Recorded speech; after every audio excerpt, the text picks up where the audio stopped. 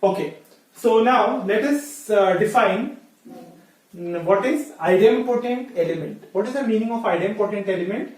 We will write down that first, and in the next part we will show that a group will contain only one idempotent element. Okay, it cannot contain more than one idempotent element. So let us first write what is the definition of idempotent element.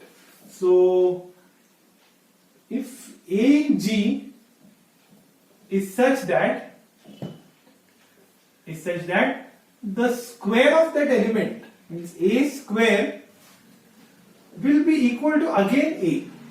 If such thing happens, then I will say that this A is a idempotent element. What is A square? A square means A star A should be equal to A again. If such a thing happens, then this A is called as a idempotent element. Then A is idempotent.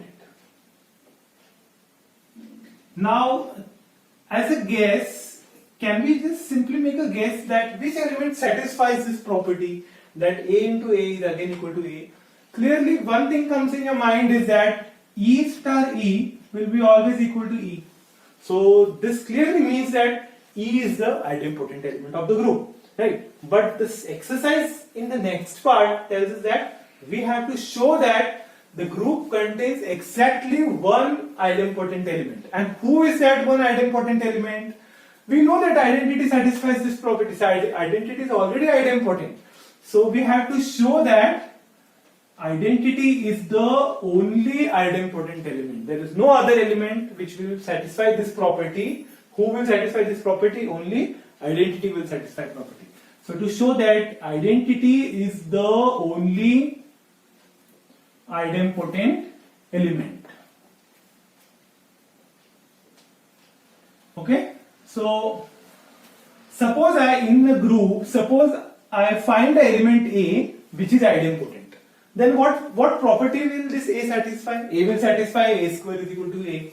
Suppose A is idempotent, right? Then what? Therefore, by definition of idempotent elements, this will mean that A square will be equal to A, correct? And what is A square? A square means A star A is equal to A. Now this A, I can further write it as A star E, means I will multiply that A like this. Because A star E is again A. Who is E? E is the identity of the group. वो तो group में होना ही चाहिए. That has to be in the group, right?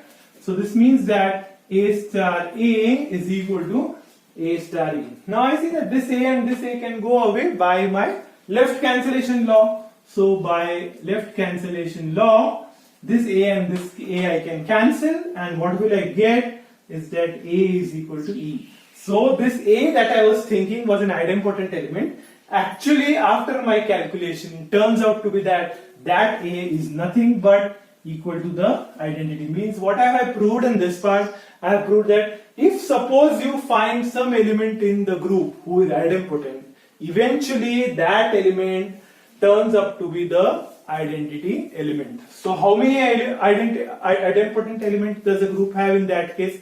The group will have exactly one idempotent element, and who is that idempotent element? It is identity. So this finishes this exercise.